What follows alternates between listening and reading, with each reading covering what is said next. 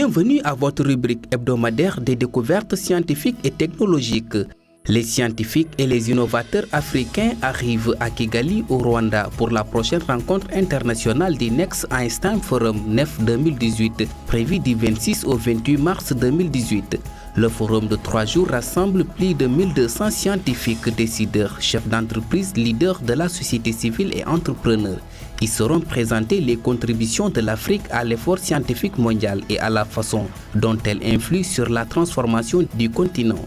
Parmi les moments forts du programme, on peut citer les sessions de présentation des lauréats du NEF qui dévoilent les meilleurs scientifiques africains de moins de 42 ans. Mardi 27 mars 2018 à Chicago, Apple tiendra une keynote dédiée à l'éducation. Un événement annoncé à la surprise générale la semaine dernière dont le contenu était jusque-là presque mystérieux. Selon Bloomberg, Apple compte y présenter un nouvel iPad à destination des enseignants et des étudiants, ainsi que des nouveautés logicielles. L'année dernière, Apple annonçait une nouvelle version de sa tablette commercialisée à 409 €, environ 300 000 francs CFA. Un record. Demain, mardi 27 mars 2018, la marque devrait rendre l'iPad encore plus accessible en présentant un modèle vendu encore moins cher et qui devrait en toute logique être une évolution de la génération actuelle.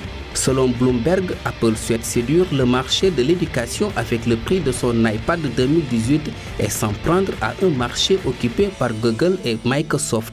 La keynote se déroulera d'ailleurs dans un lycée. Selon Bloomberg, Apple souhaite séduire le marché de l'éducation avec le prix de son iPad 2018 et s'en prendre à un marché occupé par Google et Microsoft. La keynote se déroulera d'ailleurs dans un lycée. Et enfin, le 9 avril prochain s'élancera depuis Rio Gallegos en Argentine le premier grand raid de véhicules électriques. Baptisé The Green Expedition, il se déroulera sur une distance totale de 4786 km pendant 20 jours. Y participeront des voitures, mais aussi une moto et un vélo électrique. Cette éco-raid est organisée par Atypic Travel Organization qui compte à son actif plusieurs rallyes raids dont le trophée Paris-Pékin et le raid des Andes. La course est soutenue par l'entreprise Sosasun et bénéficie du haut patronage de Nicolas Hulot, ministre français de la transition écologique et solidaire.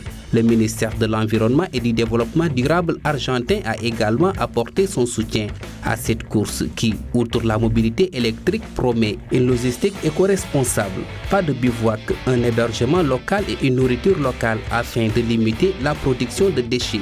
C'est tout pour cette rubrique Sciences et Technologies et à la semaine prochaine pour d'autres découvertes.